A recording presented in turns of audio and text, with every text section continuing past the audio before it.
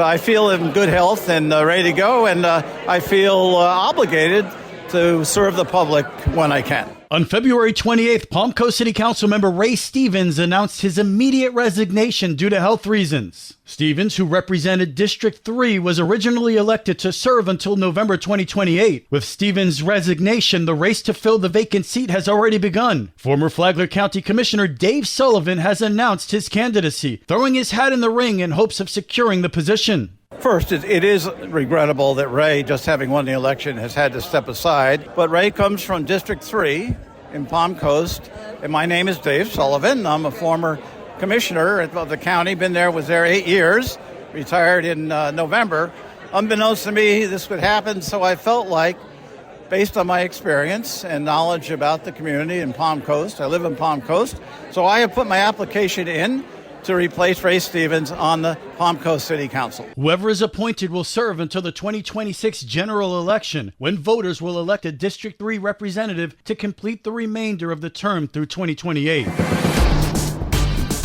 Good morning, Flagler County. I'm Rich Carroll. You're listening to Flagler's Morning News on Thursday, March 20th. The budget process this year is going to look a little different than it has in years past. State Representative Sam Greco joined Free for All Friday last week to talk about Florida's budget and whether the state will support critically needed infrastructure upgrades in Flagler County. Greco says the budget is going to look leaner than it has in years past. We're expecting that this budget will look more like the 2019 budget than it will look like the past 4 years' budgets. And the reason for that is that over the past 4 years, there was a significant amount of federal dollars flowing into the state, a lot of it related to COVID.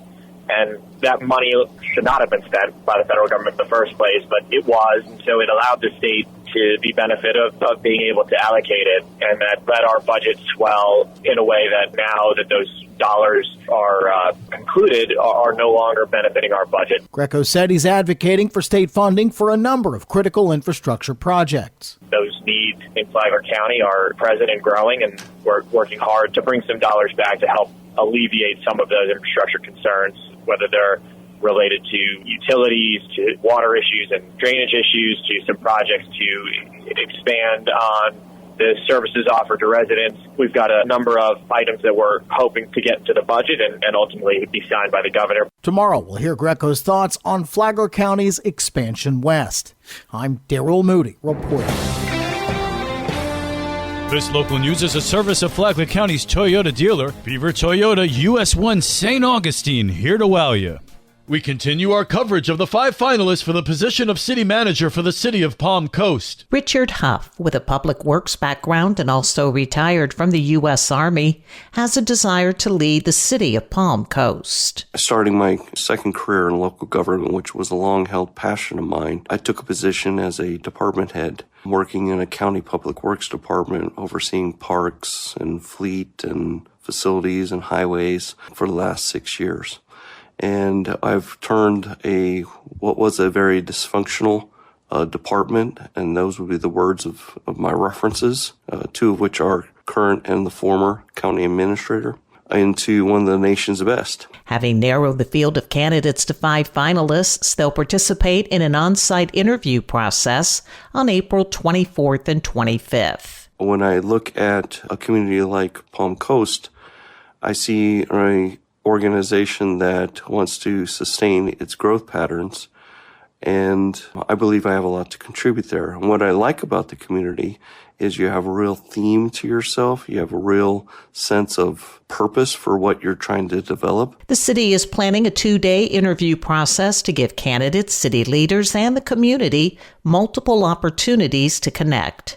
On Thursday, April 24th, finalists will participate in community tours, meetings with senior staff, and one-on-one interviews with city council members. The process will continue on Friday, April 25th. Following these interviews, the City Council will convene for a special workshop on April 28th or 29th to select the next city manager. Tomorrow, we'll finish our coverage of the 5 finalists for the position of city manager for the city of Palm Coast. For Flagler's Local Morning News, I'm Karen Johnson. And now you're up to date on Flagler's Morning News. I'm Rich Carroll.